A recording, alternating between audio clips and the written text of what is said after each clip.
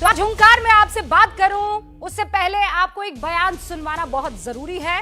और मैं जब ये बयान सुनवाऊं उससे पहले बता देना चाहती हूं कि ये बयान किसी छोटे मोटे नेता का नहीं है, देश की आर्थिक राजधानी मुंबई के गृह मंत्री का बयान है।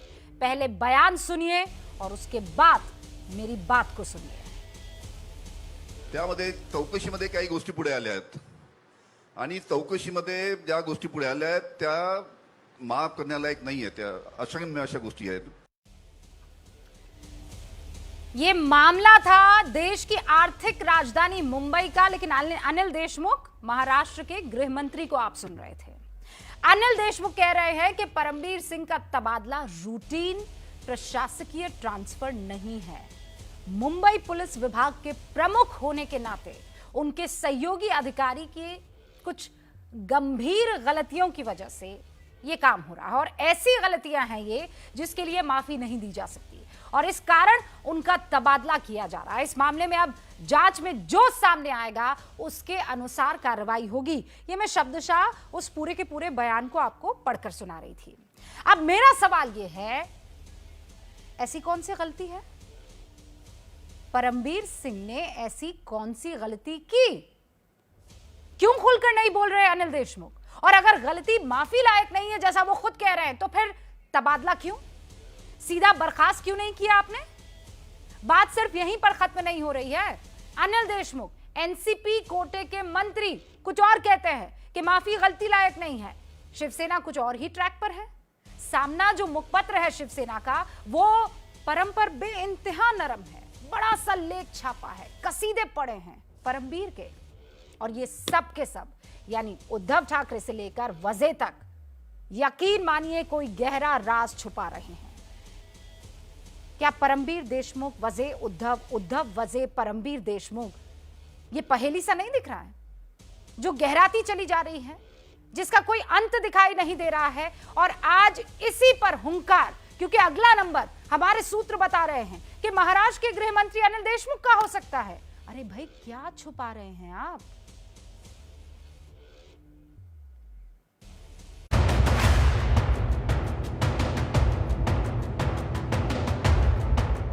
त्यामध्ये चौकशीमध्ये काही गोष्टी पुढे आल्या आहेत आणि चौकशीमध्ये ज्या गोष्टी पुढे आल्या आहेत त्या माफ करण्यालायक नाही आहेत, त्या अशक्य अशा गोष्टी आहेत। इशारे पे काम करने वाली हमारी सरकार नहीं है। गलती हो गई है तो एक्शन ले लिया। जब तक उन नेताओं की जांच नहीं होती जिन्होंने वाजे का समर्थन किया है तब तक ये पूरे मामले की गुत्थी उलझेगी नहीं। एंटीलिया में विस्फोटक मिलने के बाद महाराष्ट्र की सियासत में जो हलचल मची है वो दिल्ली तक पहुंच गई है।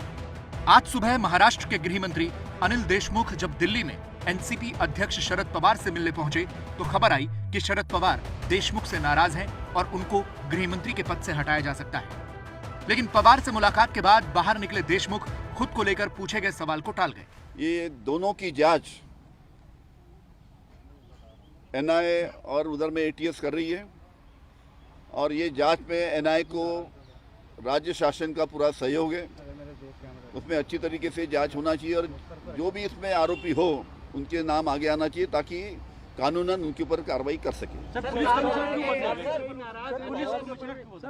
पुलिस को लेकर के सवाल लगातार उठाए जा रहे हैं। कई सीनियर अधिकारियों ने सर ये कहा है वो खुश नहीं है। सर सीनियर अधिकारी सर परमबीर सिंह को जैसे हटाया गया ट्रांसफर को लेकर कोई बात हुई है? सर सीनियर ऑफिसर्स के ट्रांसफर को लेकर कोई बात हुई है? सर बहुत बढ़िया। उधर मुंबई पुलिस के पूर्व कमिश्नर परमबीर सिंह को लेकर शिवसेना और एनसीपी आमने सामने है।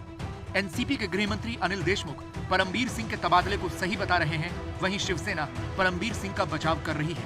त्यामध्ये चौकशीमध्ये काही गोष्टी पुढे आल्या आहेत आणि चौकशीमध्ये ज्या गोष्टी पुढे आल्या आहेत त्या माफ करण्यालायक नाही आहेत, त्या अशक्य अशा गोष्टी आहेत। देशमुख के बयान के बाद शिवसेना ने सामना में परमबीर का बचाव किया। सामना में लिखा गया कि मुंबई पुलिस कमिश्नर से परमबीर सिंह को बदल दिया गया, इसका मतलब वो गुनहगार सिद्ध नहीं होते। मुंबई पुलिस आयुक्त पद की कमान उन्होंने अत्यंत कठिन समय में संभाली थी। कोरोना संकट से लड़ने के लिए उन्होंने पुलिस में जोश का निर्माण किया था। सुशांत कंगना जैसे प्रकरणों में उन्होंने पुलिस का मनोबल टूटने नहीं दिया। एंटीलिया केस को लेकर बीजेपी के हमले आज भी जारी रहे। पूर्व मुख्यमंत्री नारायण राणे ने महाराष्ट्र के मुख्यमंत्री के इस्तीफे की मांग की है। ये जो सचिन वाजे का और मनसुख जी का और मुकेश अंबानी का सुरक्षिता का सवाल है, उनको धमकी देने का सवाल है, ये सब में मुख्यमंत्री जिम्मेदार है ऐसा मैं लगता हूँ। तो उन्हें पहला इस्तीफा देना चाहिए बस। राजनीतिक वार पलटवार अपनी जगह है, लेकिन सचिन वाजे और शिवसेना की नजदीकी एंटीलिया केस में महाराष्ट्र सरकार के लिए बड़ी मुसीबत बन गई है।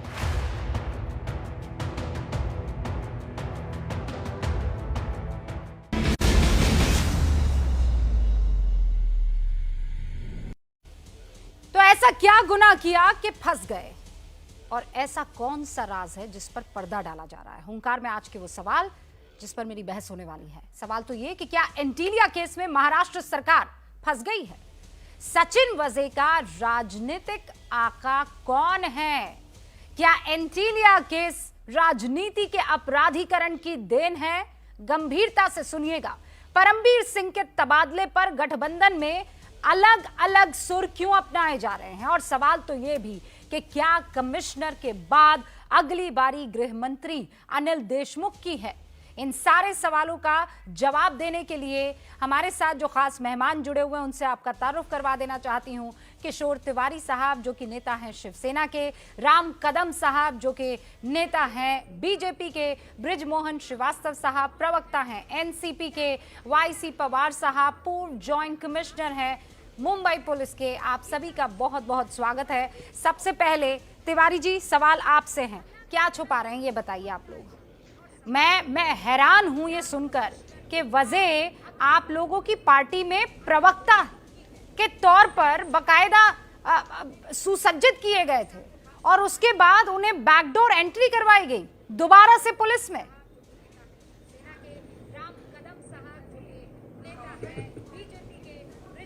क्या बात है? आप भी एनआईए वाली जो गैंग है जिसमें सब रूमर्स फैलाते वहीं चले गई। एक बात बताऊं, 2008 में ये शिवसेना में आए और शिवसेना उसके बाद चले गए।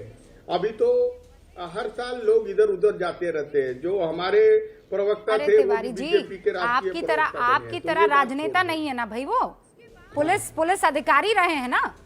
कोई भी पुलिस अधिकारी आएगा, प्रवक्ता बन जाएगा, उसकी मर्जी होगी तो वीआरएस लेने की कोशिश करेगा, नौकरी छोड़ने की कोशिश करेगा, और आपको इतनी मोहब्बत कि आप उसे बाहों से बाहर निकलने नहीं देंगे। ये वजह से कनेक्शन क्या आप लोगों का? देखो, नहीं, वजह से हमारा कोई कनेक्शन है तो एनआईए ढूंढ के निकाल ले। एनआईए पे तो आपको यकीन नहीं है। अभी तो आप कह रहे थे एनआईए गैंग रूमर फैला रही है। नहीं, एनआईए में दम हो तो निकाल लेना। सुशांत चिक में ईडी सीबीआई आई, एनसीपी आई, कुछ नहीं मिला। अब ये भी देख ले। अरे हमारी सरकार को अस्थिर करना, बदनाम करना इनका काम है। राम कदम जी, ये तिवारी जी सवाल का जवाब ले लेते हैं। राम कदम जो है, ये देखिए जुलेटी रुबीना जी, आज वाजे मामले को बहुत ही गंभीर मामला है। इसे 23 दिन बीत चुके हैं। ना सुने तिवारी जी, आप इन्होंने ट्रेप नहीं बजाना दररोज। तिवारी जी आप बोलते हैं, अरे दररोज ट्रेप तुम एक ही बजाते हो। ना एक ही ट्रेप बजाते हो। रुबीना जी, आपने सवाल मुझसे पूछा है, कुछ नया बोलो। सच सुनने की आपकी मानसिकता नहीं है। अरे कुछ नया बोलो। आप नहीं, हमने क्या बोलना है आप तय नहीं करोगे। अरे आप झूठ बोलते हो ना। अरे रुबीना जी इस तरह से, अरे आप झूठ बोलते हो। एक सेकंड तिवारी जी, आपकी बात को बहुत अच्छे से सुना ना। सुन लीजिए, पहले ओपनिंग रिमार्क तो सुन लीजिए। तिवारी जी, किस बात इतनी क्या जल्दी है? आप भी यही हैं, हम भी यही हैं, कदम जी भी यही हैं। सुन लीजिए उनकी बात को, छुपाने को तो कुछ नहीं है ना आपके पास, तो सुन लीजिए। हाँ कदम साहब, वैसे उनकी आयु का सम्मान करना चाहिए, पर उनके पास सच सुनने की उनकी क्षमता नहीं है। 23 दिनों में समूचे देश ने क्या देखा कि सचिन वाजे इनका लाडला दुलारा दामाद है। इस प्रकार से शिवसेना के नेता न केवल उसका समर्थन कर रहे हैं, बल्कि रोज सामना अखबार खोल करके देखिए, खुल करके उसका बचाव कर रहे हैं। अब शिवसेना समेत समूची महाराष्ट्र सरकार वाजे का बचाव क्यों करे? इसके लिए कोई रॉकेट साइंस की आवश्यकता नहीं है। नन्हा सा बालक भी सोच सकता है कि वाजे एक प्यादा है और उसका वजीर महाराष्ट्र के मंत्रालय में सरकार के नेताओं के बीच छुपा है। और उसी वजीर को बचाने का शिवसेना का दुस्साहस सभी ने देखा। यहाँ तक इन्होंने हदों की सीमा पार कर दी। अरे नाम तो बोलिए। आपकी बारी आएगा आप बचपना मत करना। आपकी जब बारी आएगी तब बोलना। सच अगर सुनना नहीं चाहते तो कान में रुई डाल के सुनना। रुई डाल तो आप कर रहे हैं। आप इतने समय नहीं बोल रहे। बेहुदा आरोप लगाते हो। बेहुदा आपको शर्म आनी चाहिए। अरे आप नाम लीजिए तिवारी जी। मुझे क्या शर्म आएगी? मैं व्यक्ति नहीं कह रहा हूँ। आपके दल को शर्म आनी चाहिए। आप हमको गाली देते हो। वाजे की वकालत क्या कौन सा स्वार्थ? अरे भैया क्यों वाजे की वकालत कर रहे हो? वाजे की वकालत। अरे नाम तो लो उसके। अरे रूबीना जी ये नाम नहीं लेंगे। मैं आगे बात नहीं करने दूंगा। इन्होंने नाम लेना चाहिए। क्या है नाम? नाम लेने से क्यों घबरा रहे हैं? किसके दामाद है? किसके दामाद है? ये शिवसेना नेताओं के, बोलिए ना, राष्ट्र के तीनों दलों के सरकार के दामाद है। ये उनका रवैया बताता है। जिस प्रकार से लीपापोती ये पूरे मामले में की जा रही है, खुले तौर पे किया जा रहा है। अरे आप बचा रहे हो। आपके मुख्यमंत्री विधानसभा सदन में कहते हैं वाजे कोई बिन लादेन नहीं है। आपका सामना कहता है वाजे की तरफदारी करता। आप यहाँ पे शर्म करते हैं। आपको कौन सा दागी नहीं दागी चेहरा पे आए। आप वाजे का है तो हिम्मत एनआईए के पास सबूत एक दो। मामूली सा अरे है तो हिम्मत एनआईए के पास सबूत दो। आपने वो कहावत सुनी है तिवारी जी? चोरी ऊपर से सीना जोरी सुनिए। या बोलिए। देखो हमारे सरकार में किसने चोरी नहीं की? रुबीना जी, अगर कोई पुलिस अफसर कानून तोड़ता है तो आप बता दीजिए। लेकिन कोई नेताओं की स्ट्रैटेजी है नेशनल टीवी पे सच बोलने लग जाए जाना चाहिए। तिवारी जी एक बात सुन लीजिए। कदम साहब एक सेकंड रुकिए। तिवारी जी एक बात सुन लीजिए।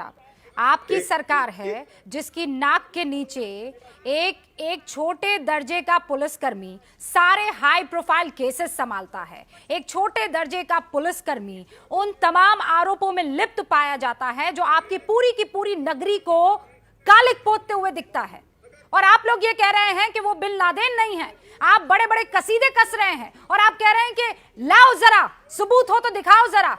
अरे घमंड की पराकाष्ठा अगर कहीं है तिवारी जी तो वो अभी आपके बयानों में है। प्लीज ये वर्दी की बात है और मजाक मत बनवाइए वर्दी का। बृजमोहन श्रीवास्तव जी गृह मंत्री आपके कोटे से हैं। रुकिए तिवारी जी एक सेकंड। मेरी बात नहीं मैं सुनूंगी आपकी बात। आप रुक जाइए। दो और मेहमान और उसके बाद मैं आपकी बात सुनूंगी। सर सुनिए। नहीं पहले मेरी बात सुनो। बृजमोहन श्रीवास्तव जी भी ला लो साथ में। हाँ, बृजमोहन श्रीवास्तव जी एनसीपी कोटे के मंत्री हैं। हमें ये जानकारी है कि शरद पवार बहुत क्लियर थे इस मामले में कि अगर कोई अधिकारी पुलिस का ठीक से अपना काम नहीं कर रहा है तो उसे जाना होगा। एनसीपी कुछ और कहती है। अनिल देशमुख कहते हैं कि गलती माफी लायक नहीं थी और वहां सामना में बड़े बड़े लेख लिखे जाते हैं। क्या चल रहा है सर बृजमोहन जी? देखिए कि सामना महाराष्ट्र सरकार का स्पोक्स पर्सन नहीं, वो एक शिवसेना का पेपर है। उनकी बात कहना और गृह मंत्री की बात को कहना, गृह मंत्री जब कोई बात कह रहे हैं तो शासन बोल रहा है, शासन कह रहा है उस बात को।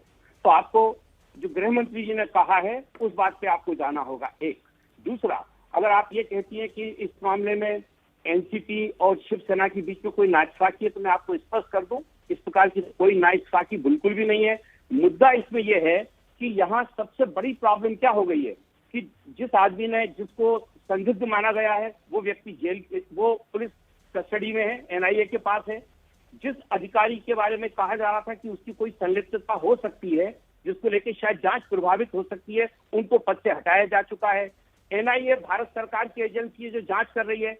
बीजेपी के नेताओं को एनआईए की जांच पे शक क्यों है, इसका कारण मैं बताना चाहता हूं आपको। ये शक इसलिए है क्योंकि उनको ये बात मालूम है कि एनआईए जो जांच कर रही है उस जांच में किसी भी राजनेता की कोई संलिप्तता नहीं पाई जाएगी। ये बात मैं इसलिए कह रहा हूं कि 5 जून 2020 को जिस दिन वाजे का रीस्टेटमेंट हुआ है उस दिन उनके साथ 17 लोग और थे। क्या भारतीय जनता पार्टी को उस दिन नहीं मालूम था, उनके नेताओं को उस दिन नहीं मालूम था कि गलत आदमी रिस्टेट कर दिया गया है? उन्होंने उस मुद्दे को उस समय नहीं उठाया।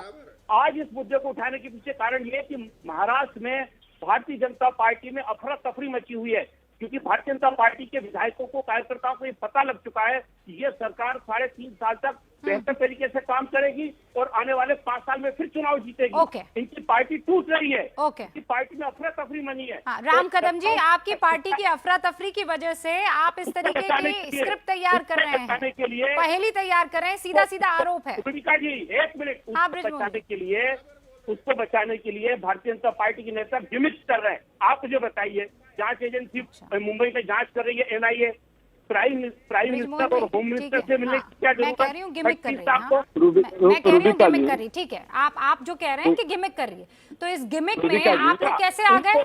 आपने परमबीर सिंह को फिर क्यों हटाया? फिर आपने वजह को बाहर का रास्ता क्यों दिखाया? ये आप राम कदम की गिमिक में कैसे फंस गए फिर? ये सरकार का हक है। अगर हमको लगता है कि किसी के कारण हमारी छवि खराब, नहीं, ये सरकार का, आप ये कह रहे हैं कि इनकी पार्टी में जो टूट फूट मची हुई है उसके लिए इन्होंने एक स्क्रिप्ट तैयार की है। ऐसी स्क्रिप्ट के मुंबई के कमिश्नर को हटाना पड़ जाता है। क्यों नहीं हटाया जाएगा? अगर उसकी गलती है तो हटाया जाएगा। तो वही तो बोल रही हूँ, तो मानिए ना आपकी गलती है, आप गलती को इधर उधर कहाँ थोप रहे हैं? कहाँ किसने कहा कि नहीं, हम अपनी गलती नहीं मान रहे? गलती है ना। अब मुझे बताइए वो परमबीर सिंह की गलती क्या है जो आप बता नहीं रहे हैं? ऐसी कौन सी गलती है जो माफी लायक नहीं है? मुझे बताइए आप। ये जवाब एनआईए देगा। नहीं, एनआईए नहीं, आप मुझे बताइए। आप देशमुख साहब को पता है, आपको भी पता है, मुझे बताइए वो कौन सी गलती है जो माफी लायक नहीं है परमबीर सिंह की? रुचिका जी, आप हाईकोर्ट के खिलाफ बात कर रही हैं। मैं हाईकोर्ट के खिलाफ नहीं जा रही हूँ, मैं अपने सवालों को बहुत समझदारी से पूछती हूँ। ब्रिजमोहन जी, तो फिर अनिल देशमुख ने क्यों कहा कि ऐसी गलती है जो माफी लायक नहीं है? क्या मतलब है इसका? नहीं, आपको रुचिका जी, आपको हाईकोर्ट का कानून नहीं मालूम है। नहीं, क्या कानून मालूम नहीं है मुझे? तो अनिल देशमुख को कानून मालूम है, तो उन्होंने ऐसा क्यों कहा फिर? सीडीआर की जानकारी उनको कैसे मिली? आप देवेंद्र फडणवीस से पूछिए, बताए वो देश को। उन्होंने ये सवाल आप राम कदम से पूछेगा, आपको पूरा हक है। ब्रिजमोहन जी, ये सवाल मेरे पास इसका जवाब नहीं है और मैं इंटरेस्टेड भी नहीं हूं उन सवालों का जवाब देने के लिए। मेरा सवाल ये है कि परमबीर सिंह ने वो कौन सी गलती की जो माफी लायक नहीं थी? आप मुझे ये बताइए। हटा दिया, बहुत अच्छा किया प्रभु। हुक्म बहुत अच्छा किया आपने, थैंक यू।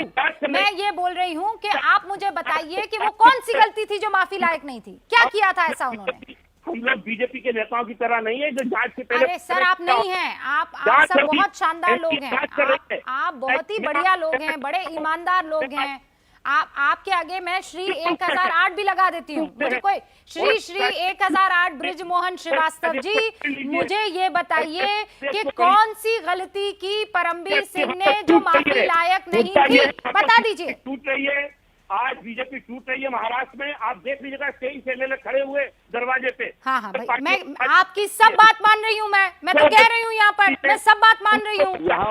अब मुझे ये बताइए वो कौन सी गलती थी जिसके चलते आप माफी नहीं दे सकते थे परमबीर सिंह को? गलती बताइए। ये सरकार चलेगी, बहुत अच्छे ढंग से चल रही है। अरे सर, चले मैं आपके लिए स्पेशली प्रेयर करूंगी, ठीक है? मैं आपके लिए स्पेशली दुआएं करूंगी कि आपकी सरकार लंबी चले, अच्छी चले, ठीक है ब्रिजमोहन जी? आप मुझे ये बताइए, हाँ, आप मुझे ये बताइए कि ऐसी कौन सी गलती थी जिसके चलते परमबीर सिंह को हटाना पड़ा, जो माफी लायक नहीं थी? वो कौन सी गलती थी? रूबिका जी, जो अधिकारी अपने से छोटे जूनियर ऑफिसर को नियंत्रित नहीं कर सकता है, उसके लिए क्या किया जाए? आज आप चैनल पे बैठिए, अगर आपका एक असिस्टेंट आदमी आपको रिजल्ट नहीं दे पा रहा है, आप क्या करेंगे? Will you continue that man? आप उसे हटाएंगे या नहीं हटाएंगे? कॉमन सेंस की बात है। इसमें कौन सा रॉकेट साइंस है जो भी रामदास? आपकी दलील को मैं कहाँ ले जा रही हूँ आपको पता है? वाईसी पवार साहब के पास, पूर्व जॉइंट कमिश्नर मुंबई पुलिस के रह चुके हैं, अभिन्न अंग। वाईसी पवार साहब, इसके चलते मुंबई के पुलिस कमिश्नर को हटा दिया जाएगा कि तुमसे एक छोटा सा पुलिस का जो जवान था वो हैंडल नहीं किया जा सका। एपीआई है ना, असिस्टेंट पुलिस इंस्पेक्टर। वो महाराष्ट्र मुंबई में 45,000 पुलिस कर्मी है, जिसमें से 10,000 API है। और 10,000 API में से एक इकलौता वजह है जो सीधे कमिश्नर को रिपोर्ट करते थे। ओहो, अद्भुत। वाईसी पवार साहब है उस एक लौते API का पूरी सरकार उनका समर्थन। बात करने दो तो बात करो ना। हाँ, अब आप पवार साहब को बोलने दीजिए। आमतौर पर पवार साहब से बात करने दीजिए। आमतौर पर API के ऊपर PI होता है, PI के ऊपर ACP होता है, ACP के ऊपर DCP होता है, DCP होता है, DCP के ऊपर एडिशनल कमिश्नर होता है, एडिशनल के ऊपर जॉइंट होता है, उसके बाद में कमिश्नर आता है। ये सारी ACP and above supervisory level है। सुपरवाइजरी लेवल में जो गलती करता है वो सब जाने चाहिए। कमिश्नर डायरेक्टली कब आता है कि उनके नीचे के सबकी बारी खत्म हो गई तो कमिश्नर आता है। एक दूसरा, कभी ऐसा होता है कि ये डायरेक्टली CP को रिपोर्ट करता होगा तो हो सकता है बीच में के जो दूसरे अधिकारी है उनका सुपरविजन उनके ऊपर नहीं होता है। तो ऐसा बहुत बार होता है पुलिस डिपार्टमेंट में कि एक ऑफिसर को डायरेक्ट एक कोई टास्क दिया जाता है, वो जो टास्क देने वाला अधिकारी होता है वही उसी को रिपोर्ट करता है, दूसरे को नहीं करता है। दूसरे ने पूछा तो बोलता है कि साहब से पूछ लीजिए। तो नॉर्मल कोर्स में ये जो दिख रहा है सिर्फ कमिश्नर को ट्रांसफ़र किया, इसका मतलब सचिन वाजे API जो थे वो सीधे कमिश्नर को रिपोर्ट करते होंगे। All right sir, thank you. Kishore Tiwari कुछ कहना चाह रहे हैं और उसके बाद मैं आती हूँ ब्रिजमोहन जी आपके पास। किशोर तिवारी जी, पवार साहब के सवाल का जवाब दीजिएगा। बाकी सारे अधिकारियों को क्यों नहीं हटाया आपने, सिर्फ कमिश्नर क्यों? फिर नहीं, ये देखो, NIA जिस तरीके से तलाश कर रहा है और NIA जिस केस की कर रहा है तो उनको सहूलत हो इसलिए हो रहा है। अब मैं एक बात और कर दूं तुमको क्लियर, और रुबिका ये बहुत इंपॉर्टेंट बात मैं बता रहा हूं कि जो जिलेटिन की स्टिक है वो नागपुर के एक फैक्ट्री से आई जो बीजेपी के नेता की है। दूसरा, नोट मोजने की जो मशीन इन्होंने सीज की है ये भी बीजेपी के नेता की है। अब NIA और बीजेपी का क्या कनेक्शन है ये मेरे समझ में नहीं आ रहा। गाड़ियों पे गाड़ियां पकड़ते जा रहे, गाड़ियों पे गाड़ियां पकड़ते जा रहे। अरे इनका क्या है कि एक पत्रकार को वजह ने पकड़ लिया और परमवीर सिंह ने वो अरेस्ट कराई, ऐसा इनका कहना है। तो इन्होंने टारगेट किया। हमने बोला पकड़ करके बताओ, हमको क्या करके बताते। तिवारी जी वो पूछिए ना आप, ये बहुत बड़ी बात कर रहा हूं मैं। हाँ, मैं पूछ लेती हूँ। हमारा ATS तो बहुत आगे निकल गया था। आप तो 007 जेम्स बॉन्ड को भी मात दे रहे हैं तिवारी जी। तो फिर देश में एक सबसे बड़ा सवाल था अभी कुछ साल पहले आया था। बैठा है ना उधर। सुनिए तो सही, वो सोनम बेवफा नोट पर लिखा जा रहा था। आपको पता लग गया होगा कि किसने लिखा है। जिस तरीके की आपकी खोजबीन है, आई एम श्योर आप वहां तक पहुंच गए होंगे। अरे पूरे भारत में जिलेटिन बनाने वाला एक ही बीजेपी वाला है। हाँ, और राम कदम जी। नोटों की मशीन का सीरियल नंबर NIA की जरूरत नहीं है राम कदम जी। यहाँ तिवारी जी बैठे हुए हैं, अच्छे मिस्ट्री को सॉल्व कर सकते हैं। वो कौन है ये बीजेपी का नेता जो जिलेटिन बना रहा है? रुबिका जी, पूरी तरह से बेबुनियादी 15 करोड़ दिए उसने राम मंदिर। अब देखो, अब ये बोलने देंगे नहीं, बीच में करेंगे। अभी आप कोई नहीं बोला। अभी आपको सच सुनना होगा। अभी आपने बोला सचिन वजह का उद्धव ठाकरे से संबंध है। आपने बुनियादी बात की। आप बोलते हैं कि सचिन वजह का उद्धव ठाकरे से संबंध है। आपको यदि जवाब देना नहीं है, कोई भी टीवी विपक्ष नेता ने बोला कि फिरौती वसूल करते हो। आप फिरौती वसूल करने के लिए आए हैं। बीच में अरे आप कैसे चालू हो जाते हो, जहाँ आते हो वहाँ बकते हो। गाड़ी में कबूल करो, मनसुख हिरेन की हत्या की आपने। किशोर जी, अरे आप कबूल करो ना। किशोर जी एक सेकंड रुकिए तो सही। भाई आपने बड़े सवाल पूछे ना, अब उन सवाल का जवाब राम कदम से मैं ना लूं? बताइए, गंभीर सवाल ना। आप कह रहे हैं कि पूरे देश में एक ही जिलेटिन की छड़ी बनाता है, वो बीजेपी का नहीं, कोई नहीं कर सकता। मैं हूँ इसके लिए, मतलब बचाव के लिए मैं हूँ। ऐसे कैसे कोई अपमान कर सकता है? राम कदम जी। रुबिका जी, मैं इनके साथ कई डिबेट कर चुका हूँ। इनके एक तरीका है इनके पास बोलने के लिए जवाब नहीं है तो बीच बीच में बोलो और वो समय निकाल दो। फिर एंकर दूसरे वक्ता के पास शिफ्ट हो जाता है। ये उनका सोची समझी साजिश के तहत वे बीच बीच में चिल्ला रहे। आपका आभार। अरे तुम तो सुबह Tiwari ji please, it's a request. Shiv Sena को गाली देने के लिए सुनिए किशोर तिवारी जी आप मेरे कहे का मान रखिए। किशोर तिवारी जी मेरे कहे का मान रखिए। आप सुन लीजिए ना, एक बार बात सुन लीजिए, फिर मैं काउंटर का मौका दूंगी। ओके तिवारी जी। हाँ, राम कदम जी। रूबिका जी, पुलिस की गाड़ियां जो वाजे की खुद की है, उन गाड़ियों में जिलेटिन रखा जाता है। पैसे गिनने की मशीन आती है सामने, कैश पैसे आते हैं, करोड़ों रुपयों की गाड़ियां उसके सामने आती है, सामना में उसके तारीफ के फूल उस पर बरसाए जाते हैं। ये सारे बिंदु क्या दर्शाते हैं? देश के लोग, महाराष्ट्र के लोग क्या इतने मूर्ख है कि उसका सही अर्थ नहीं लगाएंगे? ये पहली बात। और दूसरा मैं तर्क दे दूं कि 23 दिनों में, जैसे आज का सामना अखबार मुंबई पुलिस कमिश्नर की तारीफ कर रहा है और उसी जगह पर इनके साथी गृह मंत्री कह रहे हैं कि क्षमा नहीं कर सकते, इतनी बड़ी गलतियां कमिश्नर से हुई है। अब एक ही सरकार के दो अलग अलग पक्ष, एक पूरब कह रहा है, एक पश्चिम कह रहा है, और उसी के कारण महाराष्ट्र में पूरी तरह कानून व्यवस्था ध्वस्त हो चुकी है। हमारा केवल मात्र इतना ही सवाल है, कदम जी, सारे सबूत ब्रिजमोहन जी ये कह रहे हैं कि सामना में जो लिखना हो लिखे, लेकिन वो सरकार का पक्ष तो नहीं है। सरकार का जो पक्ष है वो अनिल देशमुख ने कह दिया है। और जब ये कहा कि गलती माफी लायक नहीं है तो एनआईए जांच करेगी। सामना यदि अखबार केवल होता तो मैं आपकी बात मान लेता। सामना शिवसेना पार्टी का उनका मुखपत्र है और शिवसेना के ही मुख्यमंत्री बैठे हैं, तो इसके लिए सामना में जो आता है वो मुख्यमंत्री का अपना बयान है। पार्टी थोड़ी सरकार, मुख्यमंत्री का बयान होता। फिर से आ जाते हो सवेरे बीच, फिर से पार्टी सरकार नहीं होती। आपके पास तो पढ़ाई करके आते नहीं, आपके पास बैठ जाते हो। नहीं है तो लोगों का अध्ययन मत निकालिए, अध्ययन के साथ अरे कुछ भी बोलते हो। ओके तिवारी जी प्लीज, दो और मेहमान है। तिवारी जी एक सेकंड, क्या मतलब कि पार्टी सरकार नहीं होती है? सरकार पार्टी ही से बनती है ना, ये क्या बात हुई? सरकार जो है वो पार्टी ही से बन रही है। पार्टी शिवसेना, एनसीपी और कांग्रेस है। अब एनसीपी कह रही है कि हमारा सामना से कोई मतलब नहीं है, लेकिन शिवसेना का तो मतलब है, और अगर शिवसेना का मतलब है तो एनसीपी से मतलब हुआ। ये रिश्ता क्या कहलाता है ब्रिजमोहन जी? दोनों तरफ से इन्हें ढोल बजाना है रूबिका जी, दोनों तरफ। इन्हें वाजे का विकास करना है, वाजे का समर्थन भी करना है, उसकी वकीली भी करनी है। ब्रिजमोहन जी क्लियर कीजिए, वाजे का समर्थन भी करना है, दुनिया को दिखाने के लिए आपको परमवीर पर एक्शन भी लेना है। आप कुछ नरम, एक बैड कॉप गुड कॉप होता है ना, आप वो प्ले करने की कोशिश कर रहे हैं ताकि ये अधिकारी, ये पुलिस वाले आपके राज ना खोले। सीधा आरोप राम कदम। क्या आपको ऐसा लगता है कि एनआईए किसी को माफ करेगी अगर उसके सामने कोई सबूत आ जाएंगे?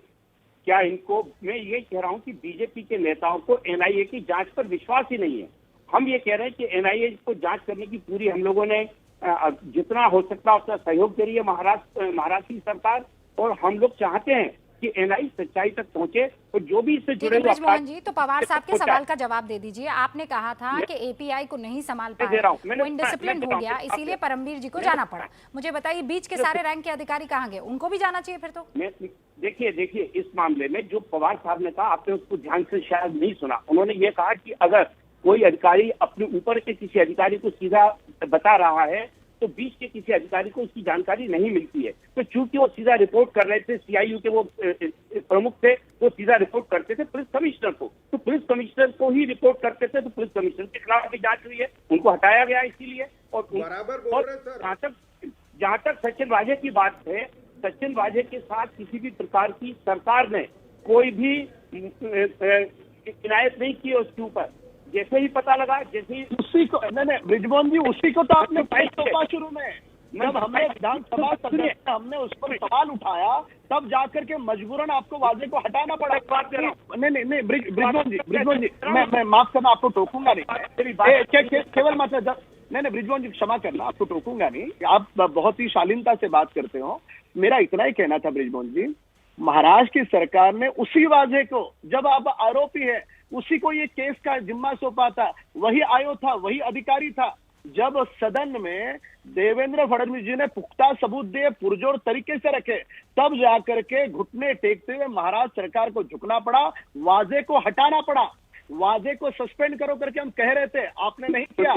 अब तक जो ओके सर, मेरे पास वक्त की कमी है। पवार साहब, ब्रिजमोहन जी एक सेकंड रुकिए। पवार साहब, अब तक जो ब्रिजमोहन जी कह रहे हैं वो उतना सरल और सीधा दिख रहा है आपको? एक सेकंड जेंटलमैन प्लीज, पवार साहब, वाईसी पवार साहब। नहीं, सवाल फिर से दोहराइए। मैं ये कह रही हूँ, ब्रिजमोहन जी कह रहे हैं कि ये बहुत सरल चीज़ है भाई। वो चूंकि CIU को संभालते थे इसीलिए वो सीधा रिपोर्ट करते थे कमिश्नर को। अब चूंकि कमिश्नर को रिपोर्ट करते थे तो कमिश्नर नहीं संभाल पाए, इसीलिए कमिश्नर को हटाना पड़ा। तो ये वजह वाला कनेक्शन इतना सिंपल दिख रहा है क्या आपको? नहीं, इतना सिंपल तो नहीं है, क्योंकि सचिन वाजे को एक API रैंक के अधिकारी को कमिश्नर डायरेक्टली अपने साथ में रखता है। इसका मतलब वो एक तो अधिकारी और कमिश्नर की कुछ तो साठगांठ है, या तो कमिश्नर उसके थ्रू कुछ काम करवाना चाहते थे, इसके लिए ये करना पड़ता है। बाकी ये सारे बीच में जो अधिकारी रखे हैं ये क्या काम के लिए रखे हैं? ये सुपरविजन के लिए रखे। और API की रैंक कहाँ, कमिश्नर की रैंक कहाँ, बीच में ये इंस्पेक्टर्स है, ACP पूरा है। मामला तो घूमकर वहीं आ गया। वाईसी पवार साहब जो बातें कह रहे हैं वो ये क्लियरली बताता है कि सर आप लोगों की नजरे इनायत इस वजह पर थी। ऐसा कुछ तो ये वजह कर रहा था जिसमें आप लोगों का इंटरेस्ट था। अब मुझे आप ये नहीं बता रहे हैं कि क्या इंटरेस्ट था। अगर ये सवाल विपक्ष की तरफ से पूछा जा रहा है, बीजेपी की तरफ से पूछा जा रहा है, वरिष्ठ पुलिस अधिकारी पुराने अगर ये सवाल उठा रहे तो जवाब देने में आपको क्या दिक्कत हो रही है? लेकिन फिर भी इंतजार करते हैं, कहीं ना कहीं तो ये धारा पहुंचेगी अंत तक।